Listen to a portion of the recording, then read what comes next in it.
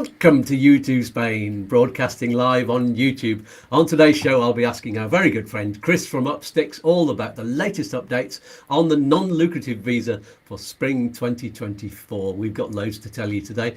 Join in on the live chat, or if you're watching the video back afterwards, in the comments below. There will be loads of handy information and lively chat for you from beginning to end, so stick around for the whole thing. You're all welcome to YouTooSpain. Still alive! And everybody, don't forget, let's dance!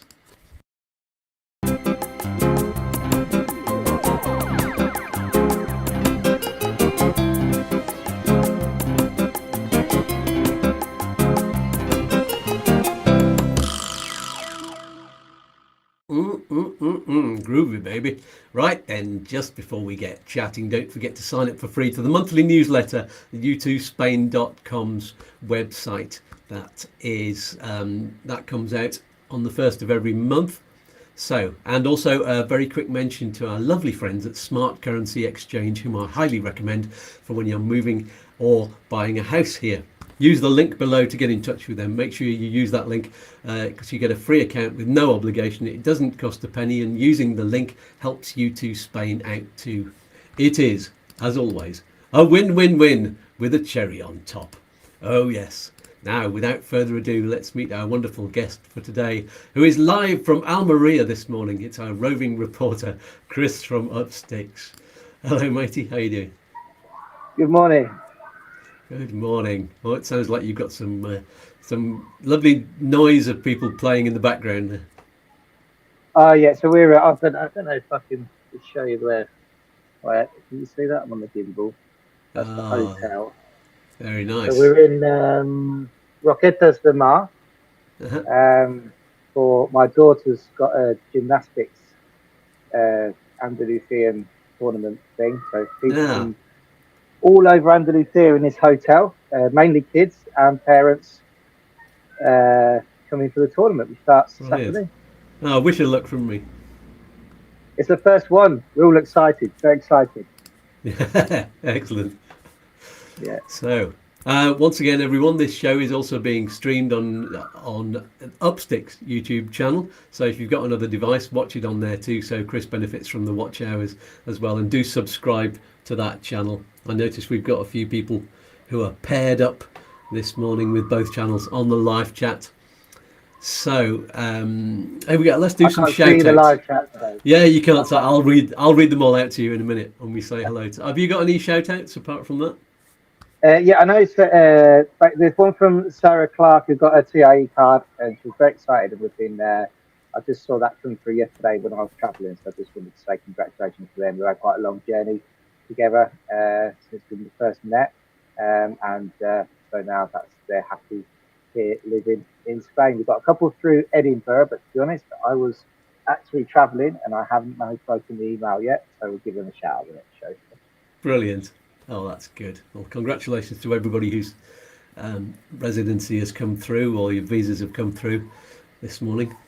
And let's say hello to everybody on the live chat. Yogi's here. Yeah, everybody wave to Yogi and give him and say hello. You can chat to each other on the live chat. I'm sure you know that already. And Jason from Jason's Web, and Robbo is there. He says it's getting up to 20 degrees today in Mortlake in London area, and I have just 3 weeks until my early retirement. Whoa, yes, but you're looking forward to that. And Yogi says good to see you again, and he's at the gym listening to the video while exercising. There you go. Keep it up, keep it up. And Paul Cook is there. He says good morning. And Yogi's put, oh, thank you for the donation, Yogi. That's lovely. And he's also put a baby lemon jumping in our lemon character's arms to hug him. There we go. That's one of those where the emoji doesn't show up. Still alive, he says. And Anton cares are there. Hola y buenos días a todos. And Andy Cooper, morning, 10 days to go before we head over. Brilliant. And Jason's Web, 25 days until my trip. Steffi says good morning, and hashtag FOF. Everybody say feck off, Freddie. And and says, "Nice tree-lined spot you found, Chris." Yeah, it's a very small. Actually, it's a very small balcony. I was going to go down the bottom because I thought there'd be a bit more people walking around, but it's really windy, Yeah, so it was a bit you're a bit dodgy, more so I came sheltered back there. up. That's good. Yeah, So sort of Maria made a. Maria Pye says good morning, and Kev the Argonaut says good morning, chaps, and I'll be answering your comment on the video after the show, Kev. Sorry I didn't get round to it this morning.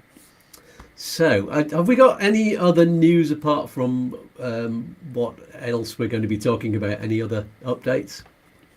Apart from the updates, we have got one that we discussed it when we were together last week, and I haven't managed to put too much research into it. So I think we're going to do a bit more content on it, aren't we? Which was this public. So basically, in Spain, when there's something put forward to the government before it goes out for a public opinion and it's published on an official document. And there's recently been one published about the whole process of immigration. And that is they've put forward questions regarding the actual amount of processes which are available and simplifying them, and also simplifying the process of actually going through the visa and getting residency in Spain. So still got do a lot more research on it. I actually saw this morning there's been an update as well. So once we know more about that, we'll get it on. But nobody seems to be talking about this new public questioning of the whole system, and I think it could be very exciting. Yeah. Okay. Yes, we'll definitely do something about that. There was something on Rochelle's site this morning all about driving licenses. They're changing the rules for I think it is over 65s. They're now allowing the license to be renewed for a longer period, but the testing, really? the medical testing, is going to be slightly more harsh, so that they can check. Because I think up until now, the rule at the moment is that they've if there's something medically slightly wrong with you, you can lose the license. But they say that's unfair to people over 65. You know, when you can just get a medical note to say yes, he's okay from a doctor, which is I think what they're going to do, instead of you going into one of the test centres and just getting the normal eyesight test that you get. They're going to get the doctor to give you a proper medical opinion on it as to whether you're okay to drive. So yeah, that's something I read this morning. Yeah, because they did, once you hit that age, I thought it was 70, but when you hit 70, they can give you your medical for up to 5 years. They can, if the person decides that they only want to give you a year, they can just give you a year, which is really, then you've got to go through the whole renewing your license again in a year's time if they feel that you're only suitable to drive for a year, which I never fully understood how they could tell that on one test, really. And that test's a bit farcical, isn't it, the driving license? So, yeah, well, Liz and I went in back to back, and she didn't have to do that thing where you go on the machine. She just did the questions in the first half of the van, and then she was just waved through and waved out the door, and that was all done. But when I went in, I was said, they said, right, next area. Maybe it was because I put some glasses on to read something he was showing me. But no, I thought everybody had to do it. Well, so did I thought that, and then as we were with everybody I know supported back with done it. I've always done it. I did it when my first exchange in 2000, and then I've done it subsequently for 2 renewals. And then I was with Terry and Jenny, who watch the channel as well. Actually, I don't know if they're watching today, and they've got their both of their residencies now, and they're doing their driving license. And they came in to us to drop the documents off, and they said no, they literally went in, did a hearing test, got asked a few questions. It was comical because there's a hearing booth, and they didn't even shut the door. It's basically a silent room. I didn't do a hearing test. They did a visual test. They had a card held up and asked me to read something, but no hearing. Yeah, we never did the reactionary test, and then when they asked why, they went, "Oh no, because it's an exchange." I'm sure you still have to have your full medical to get the certificate. And they told him it was because it was an exchange, you didn't need it. And I was like, okay. I know everybody works differently, but yeah. Wow, strange. It's the same old story, isn't it? If people are over 65 are perfectly healthy, then why shouldn't they get a 10-year card? You know? Yeah, absolutely. So there we go. I'll look forward to seeing the full information all about that. So it's time for the spring update then. Looks like there's quite a lot going on. So let's start with BLS in the UK, which for those of you not familiar with visas, it's where you go for your visa appointments since they took over from the Spanish consulates in Edinburgh, Manchester and London. So how are they getting on with the job now, Chris? They're doing really well. Look, you know, it was like everything when it first came into play. It was everybody. There was a lot of uncertainty. You know, the first people, the pioneers who went to the BLS office.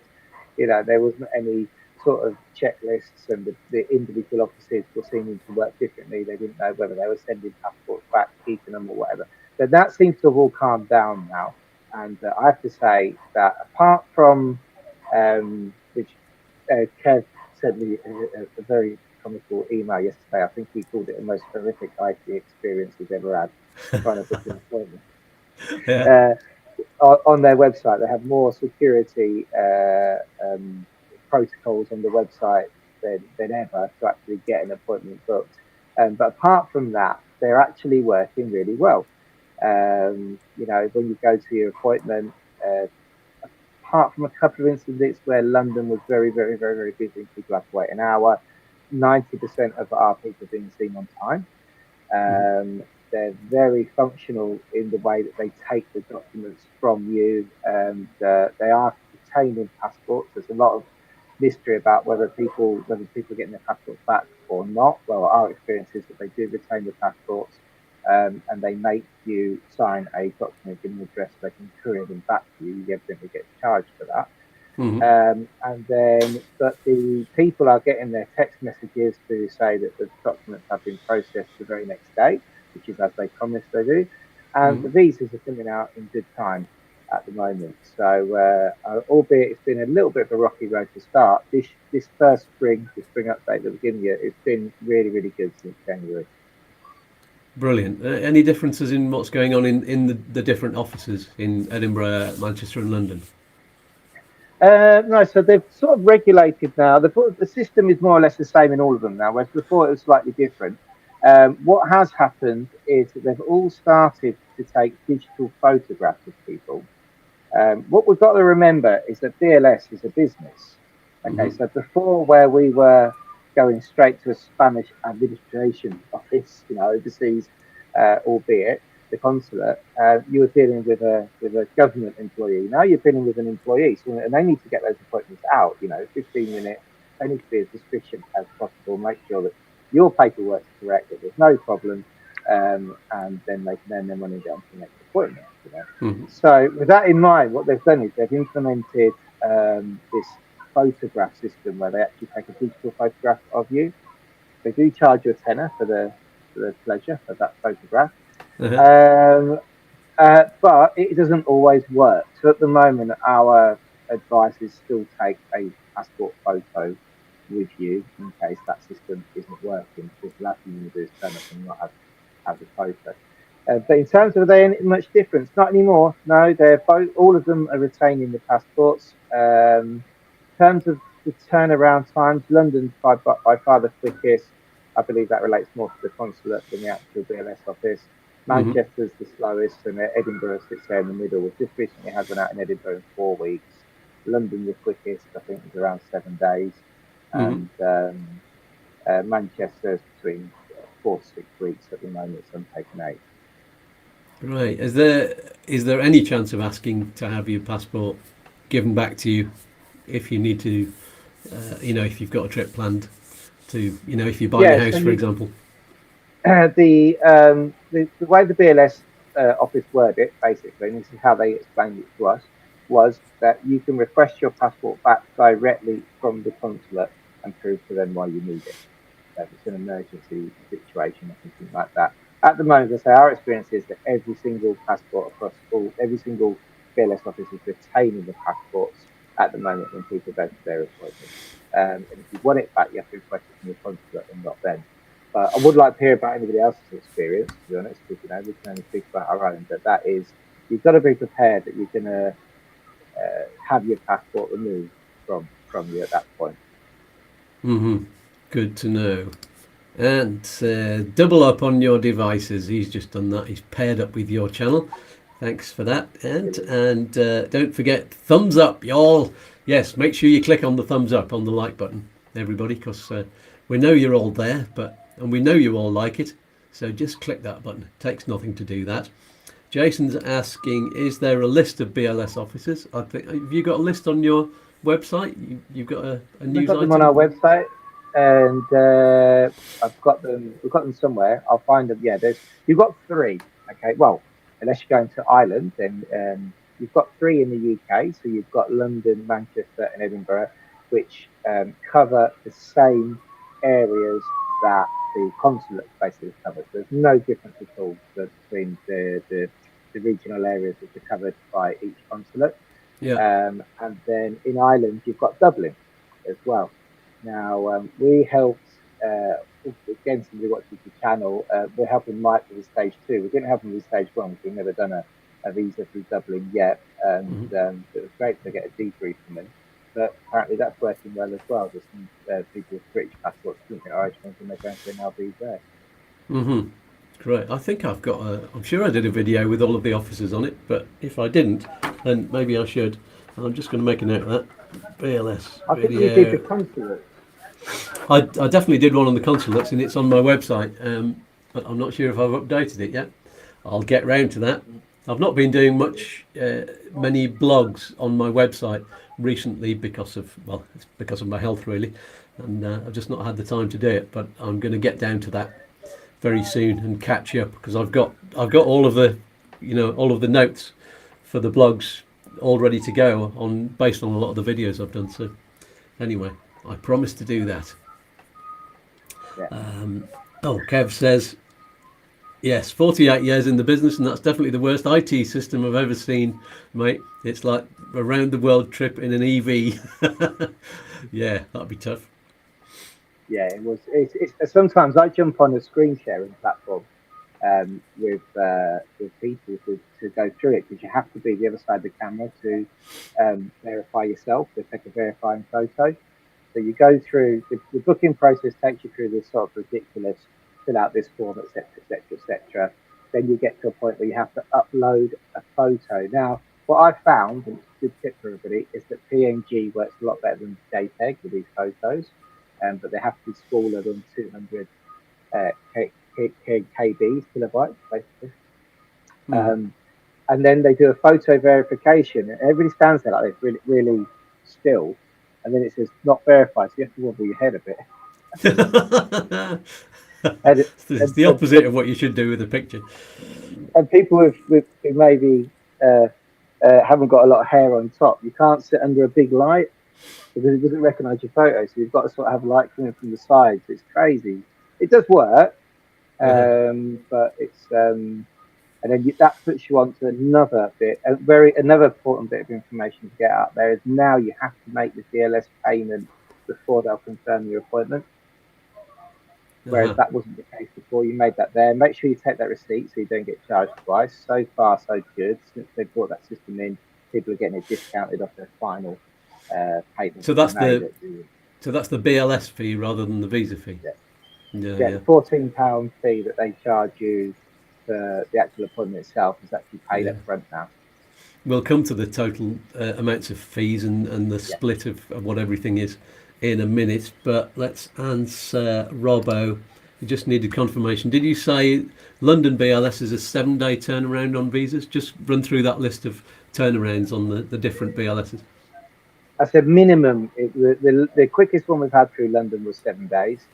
For Kev's brother, actually, he might correct me if it was 6 or 8, but I know it was around 7. And the norm is around a month for London at the moment. Yeah. And Edinburgh and Manchester again?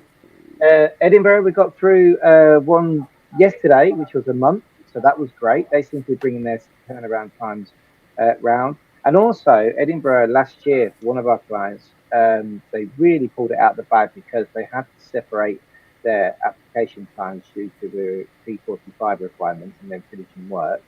And the time didn't work. And the wife of the couple who applied, really, she was in dire straits because it wasn't quite fair that she had to apply afterwards. And we went with a letter and they turned it around so quick, a week for us. So they are compassionate like that. And that was BLS as well. And Manchester's slightly longer. Manchester's around 4 to 6 weeks. We've seen them at 8 weeks as well.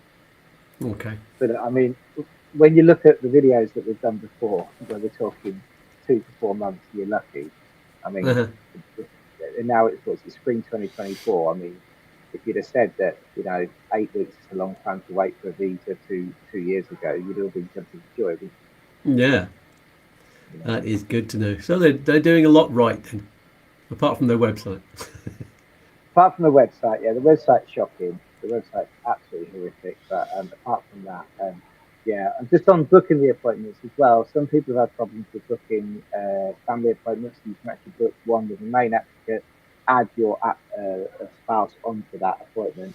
But right at the beginning, it's not letting you give that option. It hasn't done this week to add how many family members. On that front, people just been booking 2 individual ones and then turning up and telling them they're together, and it's not. Okay. And when you book them together, when it does allow you to do that, do you both go in together, or the whole family go in together, or is it like separate times, one after the other? You go in together. Yeah. And is it just a longer appointment? No, it's the same time actually. Okay. And so you have the kind of one set of documents? No, you have 2. So when you go in together as a joint application, you go with your 2 folders separately prepared. It's always going to be separately prepared. You can't go with like one copy of passport, one medical certificate, You've always got to go as separately prepared, basically, in 2 separate folders. So our clients will send them a folder each, and then the list. And what we do is we put the official list from each BLS office in that folder, and that's the order it's got to go in. Great. Kev says, yes, it was 7 working days for him. Jan's documentation issue was fixed and the visa issued 2 days later. Amazing. Yeah. Good to know. Lots of that. That's one of my catchphrases. It's a new catchphrase. Good to know. I think I've been saying it for so long. Should get the t-shirts. Let's talk about the fees then, because this is something that you didn't pay at the consulate, was the service fee, but BLS have kind of added that on the top of the total fees, haven't they? That's right. So now it's jumped up quite a bit from last year. So if you remember last year, the consulate was around £525 for the consulate, which you only paid them for their service, and now obviously BLS were involved. The consulate would allow you to take a return envelope to get your passport returned back to you. BLS prefer that you pay their courier service. Albeit, I did actually have a client in London 2 weeks ago who took a self-addressed envelope, and they were happy to accept it. Moving forward, we just can advise people, unfortunately, just pay BLS because that's their system, that's how it works. It's better to do so. But now it's more expensive. Now it's around 566, I believe, for the whole application. 576.85 is what you sent me. Yeah. Is that what it is? Yeah, I sent it. I haven't got anything in front of me. Sorry, you've got it all there, haven't you? Okay, I'll tell you what then. I'll run through the list you sent me that you've kindly researched anyway. So BLS service fee £14.55, and the courier, their next day courier service £24.95. And the photography service that you mentioned earlier, that's a tenner. And then the SMS service, so that's to get a text back, a confirmation text, £1.95. And then the visa fee is £525.40. So again, that's a total of £576.85. There you go. That's yes. I mean, the SMS, the photo, and the courier fee is, just one of those. It's a bit of a rip-off. To be honest. The SMS is terrible, but they've got to make the money, I suppose. BLS some way or another, haven't they? Yeah, I don't know if that's a charge that they're the mobile provider is charging them anyway, or whether it's just, like you say, a money-making scheme. No, they're not getting charged that, are they? Yeah. And the WhatsApp, it's free. No, but jokes aside, they're not getting charged that, and they're certainly not costing them a tenner to do a digital photo, but No. that's just how they make their money. So there'd be 14.55 to tenner, 24 plus the SMS, 18 quid for the 15-minute appointment. Basically, that's probably what they're making. So. Yeah. That, if you add that up over the day, how many appointments do they go through in a day? That's going to be... Oh, one thing to mention is, just while we're on the subject of the differences, London actually offer a walk-in service as well. You don't have to have an appointment, but I wouldn't suggest that you did that. But you don't have to have an appointment. But if there's no space delivered. Yeah. Also good to know. There. Yeah. Robbo is asking, are all documents sent back from BLS, or is it just the stamped passport? It's just the passport, just the passport. Just the passport, yeah. In theory, they should just only keep copies, but recently they have been keeping original medical certificates and acros. That said, you don't need them for anything else once you've got your visa anyway.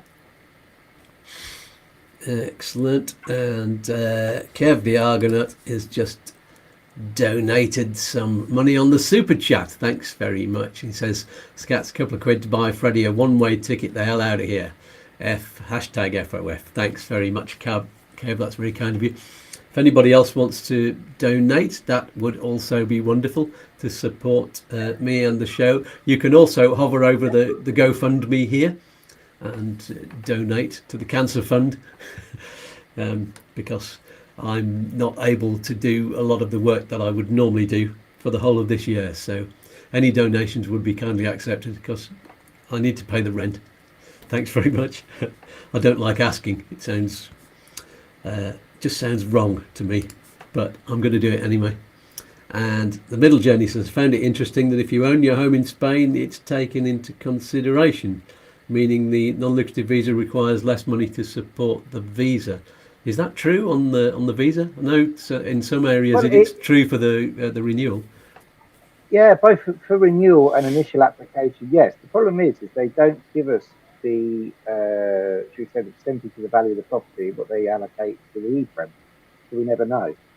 So we've had a couple of cases on renewal and always on renewal, when someone's got a property, we submit a notice simply to prove they're the current owner of the property. And quite often what we'll do is we'll prepare a document, which the whole deed is quite a hefty document, but you'll see the first few pages of the deed will show what the purchase price and shows what the value of the property is. And a notice simply is an up-to-date land registry document which proves you're still the current owner. So those two merged together prove how much the property's worth and that you still own it.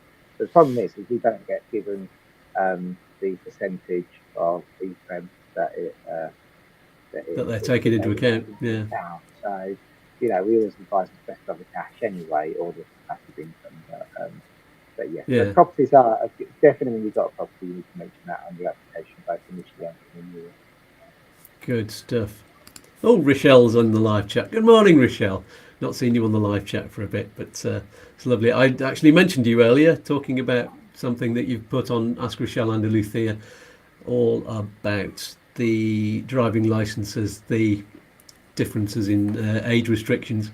I babbled my way through it because I've got brain made of toffee at the moment. So if anybody wants to know about that, then have a look it up on Ask Rochelle and Lucia, the group, the Facebook group that is. And there we go. Expat333 says my NLV is valid for 110 days, surprisingly. Oh, does this take precedent over the normal 3 months time frame? Chris is helping with the Spanish end of my application. Yeah, funnily enough, it's we've got a few visas that have come through with 100-day validity on them, which basically means that's the time that you've got to get into the country and make sure you've got an entry stamp during that time. If you get an entry stamp after that, the visa's not valid. So yeah, but we've had a few which come over the 90-day period. That's interesting. Why are they doing that? Because I thought that's a fixed rule. No, so there's some. I didn't know that expat 333 was 110, but we've had a few with 100 days, which is strange. Yeah. Okay. Yeah. And Rochelle says there's more news about the driving license exchanges and the DGT And do we want to know? Yeah, by all means, put that in the live chat, or put it in the comments below the video, maybe, so that people watching afterwards can get it too. That would be a good thing. And maybe the best thing to do is to get you on the show at some point, and you can run through it then as well, which would be lovely. Yeah, driving license update would be really good on the show. Yeah, good stuff. And we've already talked about the turnaround times. That was going to be my next question. Shall we go to the mid-show break? I think we should, because you need to get off to the sports event for your daughter. My splits and I'm not doing any of that. That'd be good if they had to get the parents up as well. Oh, yeah. Brilliant. Okay then, so let's go to the special message from me and the voices in my head, my alter egos, about the wonderful things available to you as YouTooSpain fans. So take it away. Are you getting the most out of YouTooSpain? I don't know! Did you know that apart from these Saturday morning live shows with expert guests, or expats with really exciting stories to tell, it's like the Graham Norton show. Bah! There are videos every Wednesday evening, packed with all the information you need, so we can move to Spain and enjoy living here without paying tax. No, Colonel, that's illegal. But you can find out how to navigate the bureaucracy successfully. Well said, Walter. How do I find the videos? Just subscribe to the YouTube channel, darling. And click on the bell, you useless Colonel. There's a playlist here called Video Diaries. Ooh, now that is Skatz's personal story about life in Spain. And his battle with cancer. Still alive! Hashtag FOF. You can support him too. He needs you, my darlings. The poor bugger can't even stand up. If he was a horse, I'd shoot him. Colonel! He's not a very nice man. It's all right. He's just a two-dimensional stereotype. Aren't we all, sweetie? I'm not. Brexit! Moving on! How do I support Skatz? Use the QR code in the corner. Or there's a link in the video description below. I think he's worth every penny, but I can't find the link anywhere. In the video description, you idiot! I've warned you, Colonel. I'll send you back to the nunnery. While you're watching or pausing, below the video you'll see the title, just here. Oh, I see it. It says, read more. That's right. Just click or tap on that and lots.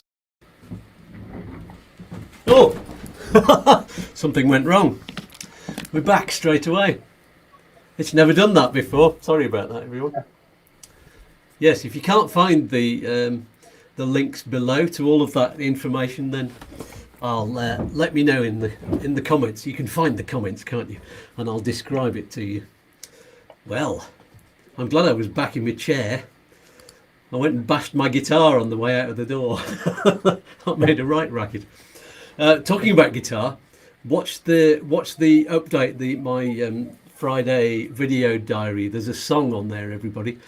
And it's the second time I've done this song on one of those. But this is a song I wrote back in about 2012, all about my English teacher, and it's a big inspiration. So yeah, make sure you watch that video.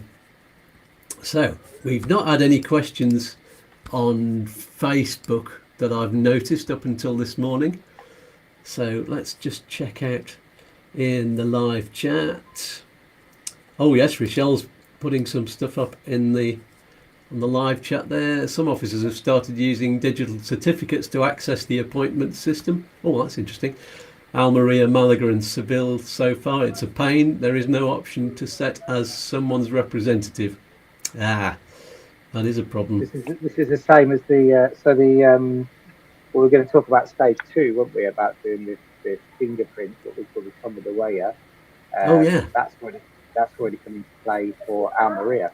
You have to use your digital certificate to book an appointment. It does give you the option to book one for somebody else, but it makes a right mess of the book if you can't when you take it out. So yeah, but they're I didn't know that about the DG2, but it looks like they're all going that way.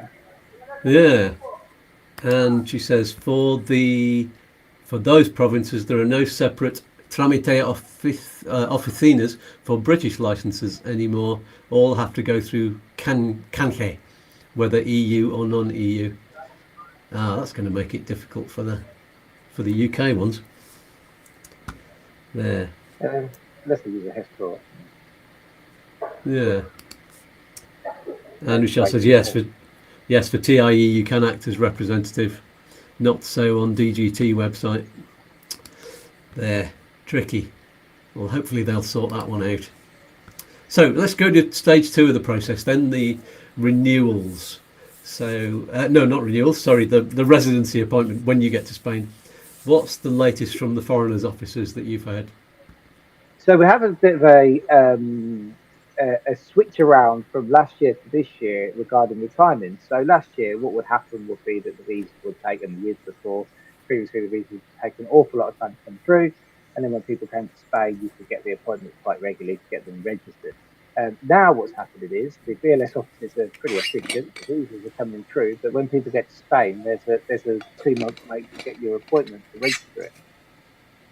But a lot of the time, depending on people's circumstances, you can't book the appointment until they've got the visa because you don't know when they're going to be coming over and stuff like that. So what's happened is here, I mean, there's been a pretty much a collapse in the what they call the fingerprint appointments. Malaga, albeit is one of the best provinces, they're still running in June with the books. So you get the odd cancellation. Almeria is just a disaster at the moment. As I say, they've gone onto a digital certificate platform, but even using that platform, it's really hard to get appointments. It's just we go on it 20 times a day, and sometimes it will kick up, oh yes, I'm in, and then it'll just kick you out, and it's an absolute nightmare. Places like Alicante, you just have to be aware of when the opening times are for the various offices for the appointments. So if you know that, you can get them.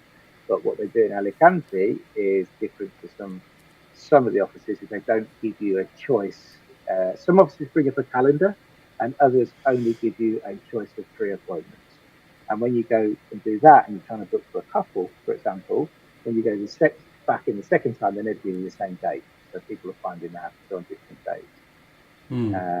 So it is happening, the stage 2, very well, but patience is a virtue. And also, if you do get an appointment booked in, or whoever's working on your behalf gets you an appointment, it's really important you make the effort to go to that appointment, because it's so hard to cancel it and then get another one.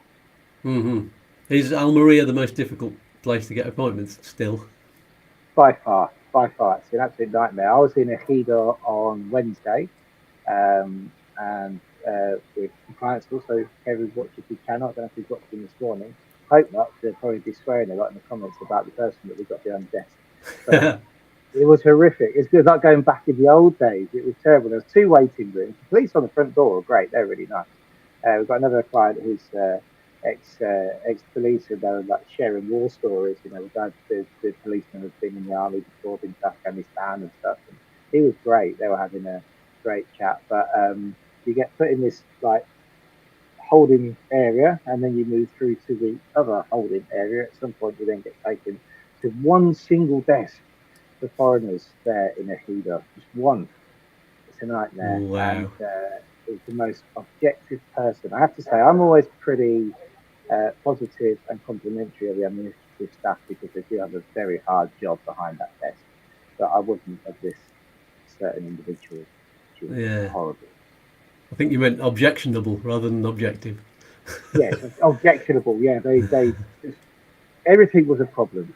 Everything. It was just we got the job done, evidently. But yeah, but Almeria, and they've got a fantastic office in the centre of Almeria, Macayo Marocos. It's absolutely huge, and I just can't understand the maths, because if they know the amount of approvals, why doesn't that match the amount of appointments to register those approvals? Surely it's simple.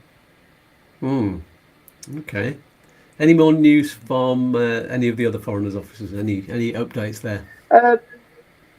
No, I mean, apart from the fact that, I mean, once they are now, most of them getting used to seeing the visas. So obviously when we first got the NLVs, they were looking at them, British people, NLV, computer says no. Now, apart from I experienced in a visa where the lady was constantly asking me for a resolution, which you never get with a visa.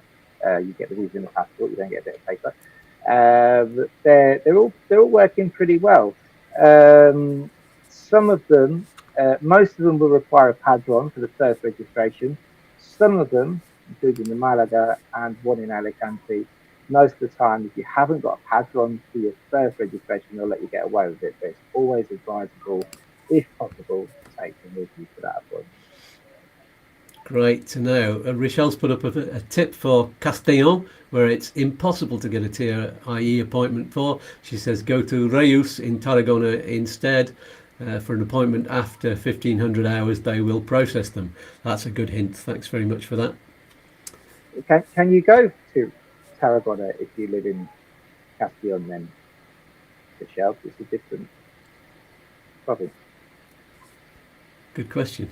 There we go. We'll wait for an answer for that while we have Kev's comment. When we get our passports back from the consulate with a visa, does that remove the 9180 requirement immediately or only when registered in Spain? When basically, yeah. Well, it does in terms of entering the country, and then your residency starts with your entry stamp once you've registered. So, say for example, you enter if you're at the limit of your 9180 and can't get back into Spain once you've got the visa that allows you to come into Spain, and then yes, basically it does override it because you can stay for the period of your visa, but you've got to register that visa once in Spain to kick off the temporary residency period. And that kick-off period, that kick-off date is the date that you entered that entry stamp. Now, what is very important is that because of the situation with the appointments, that some people's visas are actually expiring while they're in the country, but they've got that entry stamp and they've got the appointment booked, ready to go and register that visa, that's fine, but you can't leave the country until you've had that appointment. Okay. So to answer Yogi's question earlier, so with the 100-day entry requirement, can you then come back out with no form of penalty? Yes, you'll be able to come out within your. That's the Schengen Military Entry visa. So yeah. Great stuff. Oh, expat 333 said visited Company yesterday. Yay! Nobody warned me that I may need to lie down after the coach journey up there. Yes, but a great place anyway. Yeah, I wouldn't like to go up that road in a coach. It's bad enough in a car. Raoul made a mess of our car when we came up to see you that time. Yeah, he didn't travel well on the going around all those bends. Anybody else that I've missed out? I don't want to miss out any of you here. Rochelle says yes. Yes, you can go to Tarragona. There you go, even though it's in the next province. Oh, really? And she said she's had 5 clients who have done it. They are aware of the Castellón appointment issue. Okay, so they're allowing people to do it because there's no appointments in Castellón. Good to know. Because we tried Valencia with a Castellón client, and we thought, well, we couldn't get the appointment, and we tried. We've got a good friend there, and and they wouldn't let us. Oh, okay. Maybe it's limited to just that one. Okay. Maybe it's just a recent thing. Brilliant. I did my first residency in Tarragona. Nice. In 2000. And Alan Nichols is saying, you're looking really well, Skatz. Thank you. I do actually. A lot of people have been saying I look well on it. Maybe that's what I've needed all these years, to have some chemo and radiotherapy to make me look good. Yeah, that's not going to happen, is it? You're glowing. You're glowing. Glowing. Yeah, that's what it is. I'm just radioactive. So, David Tunma, says, morning, Chris and Skatz, just waiting for the apostille to return, then we can move to the next stage. Bring it on. Yeah, translations next. We're doing well, David. You've done an amazing job with your docs. We're doing well. Yes, indeed. Oh, here's an interesting question from Maria Pye. with a non-lucrative visa, can you still be a YouTuber from the UK in Spain, as long as you're not earning revenue from it? Yeah. Yeah, as long as you don't have to register as autonomo to declare your income, I suppose. Yeah. Once you, because until you've got, 1,000 subscribers and 4,000 watch hours, you can't even apply for advertising revenue. So, but once you've applied and started receiving it, then yeah, you couldn't do that because it's not passive income. No. That's actually, I think that's probably where the question was directed, is whether earning money is passive income from YouTube. And well, you know more because you more than me, because you dealt with Antonio with all these questions, didn't you, regarding having his channel, and I know of 2 other people actually who are going through that process now with him, and yeah, it's not passive income to go into work to get that money, albeit it's not paid directly. Yeah, yeah. The income that I get from previous videos is then passive income. It becomes passive income. That's the funny one. So from many videos that I made last year, if there's any advertising revenue coming from them, but it's only tiny cents, percentage of a cent that's coming from them. So but yeah, so if I was to take time off, this was a question that Rochelle was talking about actually, when she said, why don't you take the money that's coming to you as kind of what is it when you take time off work, like sick pay, which I can get. That's it, yeah, from the government. Why don't I do that if I'm entitled to it? Well, I wouldn't be able to make the videos anymore. I wouldn't be able to come on the show, and I'd have to stop the money coming, all of the advertising revenue that's coming in. And you can't split advertising revenue from before you claim the ABACA and advertising revenue that you're getting from videos that you're making now. It's all comes in as a payment a month after it comes in. So yeah, it would be impossible for me to do that, and it's just not worth it.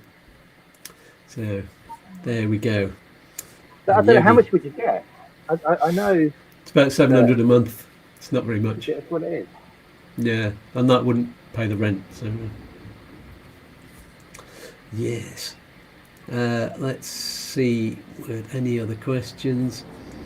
Kev says, thanks Chris, I'll be on 66 days on re-entry and my appointment in Spain isn't until 27th of May. Yeah. You like that? You've got an appointment in Spain before you've been to your visa appointment, Kev. That's efficiency, right? Brilliant. We got that. We saw that come up, and I booked that with the other 2, and I said, look, if it doesn't happen, it doesn't. But let's get it booked in anyway, and it could be a triple appointment that for you guys. Yeah, that's what you did with my NIE appointment as well. You booked it before I got there, which was a fail because I couldn't get to the appointment then because of the car breaking down. But there you go. But the just going on about stage 2, one very important point as well, which they've changed for some of the way out appointments, which is the registering of the visa, is you have to have an NIE number to get those appointments. So for people who haven't got NIE numbers, you won't be able to book a some of the way out appointment, register a visa. Someone who has got an NIE number could potentially book that appointment in advance in anticipation of getting a visa. But once you've booked your appointment, you can't then look for another one and update it. You would have to cancel said appointment and then book another one. Right, so that's why it's a bit of a problem at times with the appointment. Right. Kev says, it's 'cause I is special, mate. Nice one, yes, that's undoubtedly true. And Rochelle says there's good people at the Reyes. That's good to know as well. And Maria says, a non-lucrative visa, can you still be? Oh no, you said that one already. But Yogi was saying, reference the YouTuber point and earnings piece. Would a digital nomad visa apply? I suppose it would, because you're getting earnings from a company abroad. But it would take you. It takes a long time to get enough money coming in from being on YouTube. if you're earning enough on YouTube to be able to fulfill the financial requirements, then you can go anywhere in the world probably. I think you'd have to be Mr. Beast though to get a digital nomad. Yeah, you'd have to be, and you'd have to have provable income for, at least the 3 months, wouldn't you? And probably a lot longer. Yeah, and then how would you? That's a good question though. It'd be something for Rochelle to study, but I mean, I suppose when you look, because we monetise our channel, but we don't get an awful lot from it. We don't really use it for that, but it just progressively happens. But that one video that I got, which got 9,000 hits, because the revenue is quite low on our subject, that came up as a €9 revenue or something like that. To get €100 from a video, you need 100,000 hits with revenue. Yeah, and it depends where those hits are from as well. You get more from America than you do from the UK, and that's loads more than you get from India. So it's because the advertisers pay a lot more in America to get their videos on. So and there's loads of different factors that come into play. So there's no way of knowing per 100,000 how much you're going to get. There's people who've had videos that have had 1 million hits and they've got virtually nothing for it. It's just depends on a lot of things. Oh, Rochelle's answered the question about YouTube. It could be eligible for the DNV, but you'd have to have the income go through a limited company or similar and contract yourself. Good to know. If there's any YouTube stars that qualify, please let us know, because we're going to get you on the show and nick some of your subscribers. Yes, share subscribers, we'll say. Yeah, share subscribe, because I'm sure you have to have 500,000 or 1 million subscribers to get that amount. Yeah, Jason's talking about more criteria for digital nomad to prove what you work as. Can't just apply for that and be a YouTuber. Yes, I think that doubles up on what Rochelle's saying. You can't just apply for the digital nomad visa and then be a YouTuber. Presumably, yes. Not quite clear what you're saying there, Jason. I think what he's trying to say is that you would have to have a history there. Yeah. Of income to have to prove. This way, always everybody asks, can you get a digital nomad visa after you've been on a non-lucrative visa for a year? Which my understanding is no, because you haven't been able to earn for that year.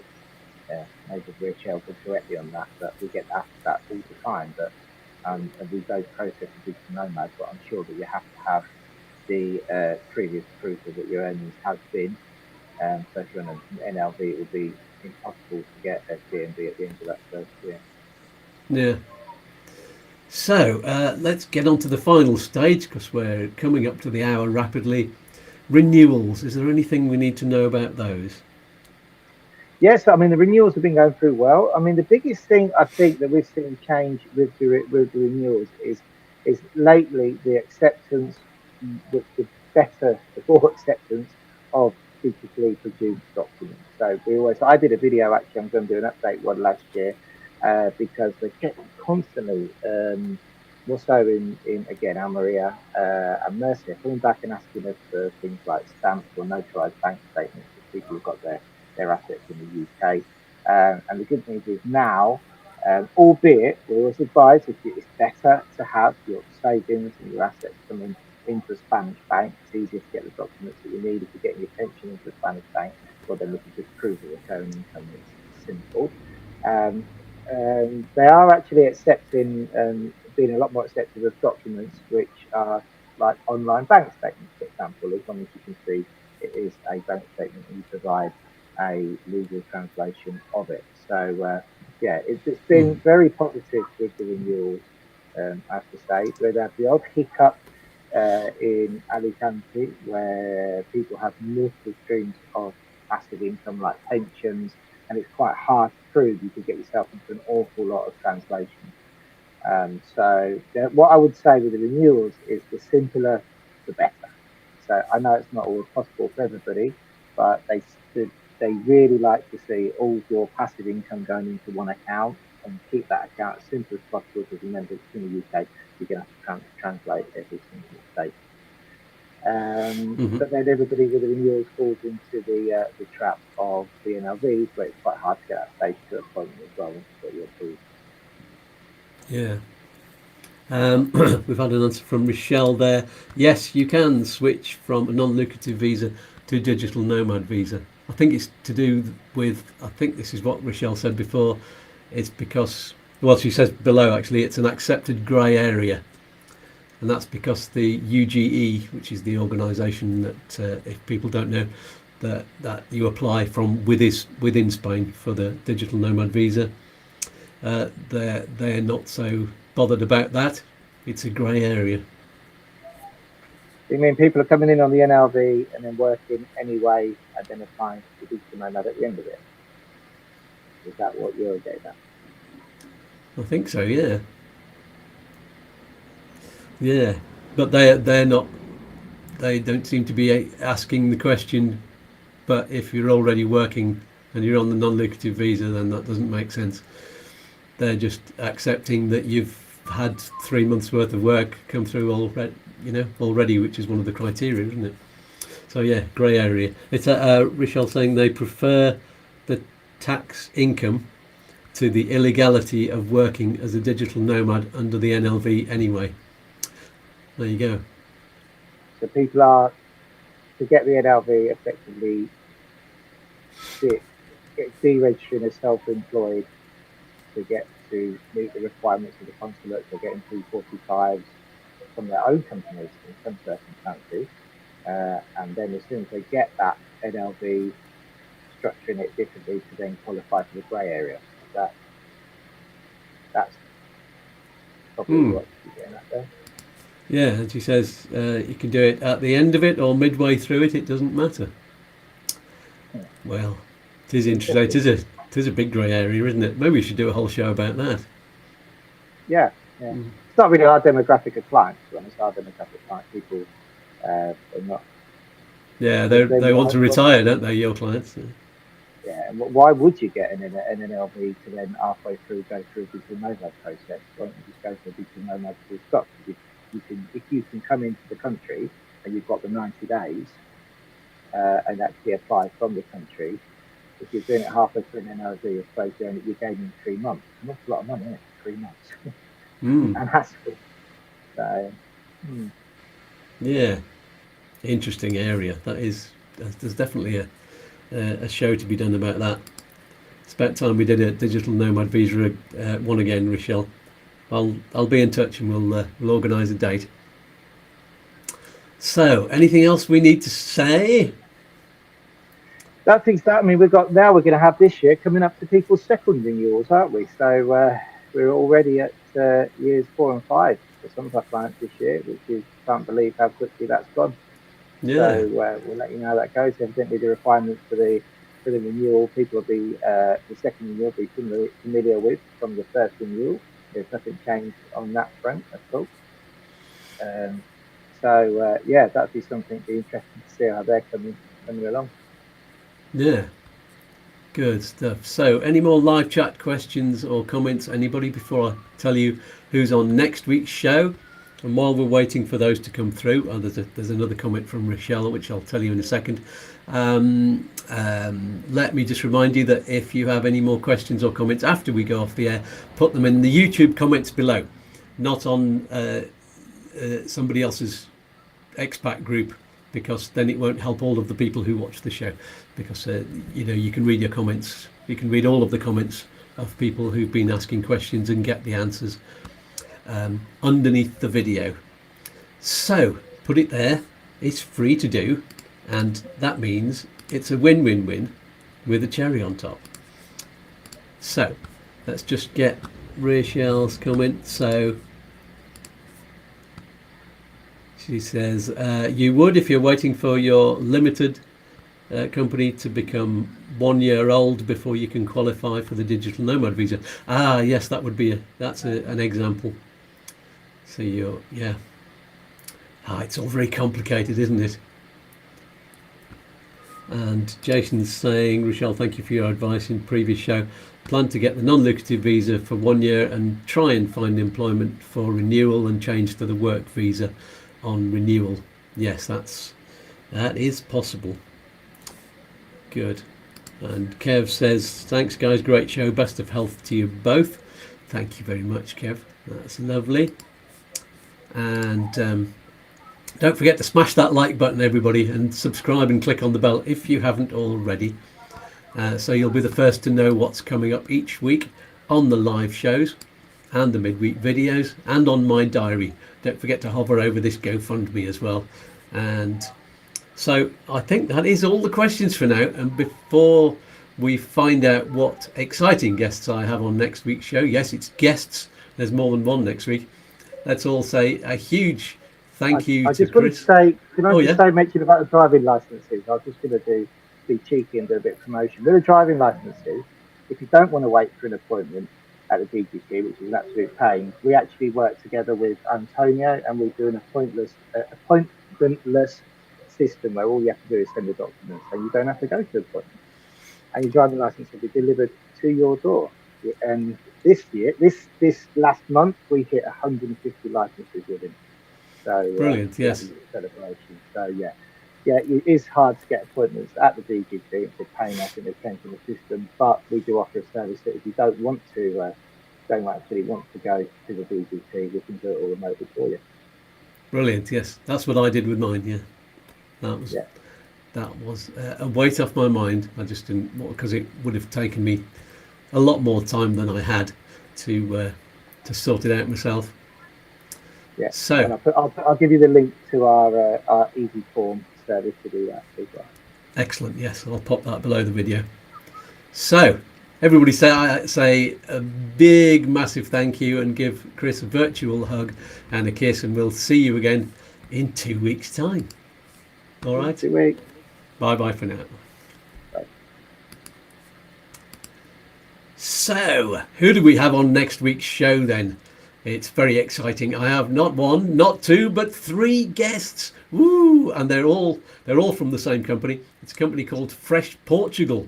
Yes, we're going to be talking about Portugal a bit next week, and we're not talking about Spain. What we're doing is this company are branching out into Spain, and we are going to be comparing moving to Spain with moving to Portugal to find out what the differences are. And it's actually Portugal was really attractive to a lot of people for different reasons. Though I think the financial requirement was lower, and there were tax things that were better off. But some of those rules have changed in Portugal now, and it's starting to even up a bit. So we've got, I think, a tax person from Spain and a tax person from Portugal coming on the show, and they're going to compare, and the boss of that company is going to be on as well, and they're all lovely people. So looking forward to that. Have your questions ready, or just prepare yourself for a lovely chat.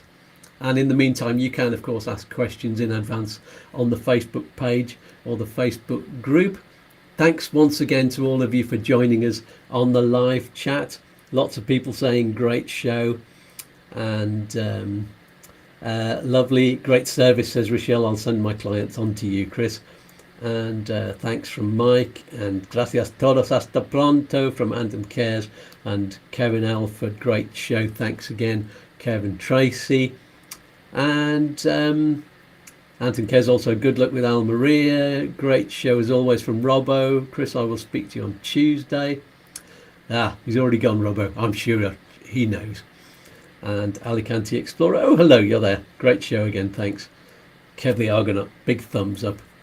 And bye to everybody else that's on there. Thanks for watching, and also thanks everybody watching the video back afterwards and leaving comments and hitting the like button and buyingmeacoffee.com or doing the GoFundMe thing.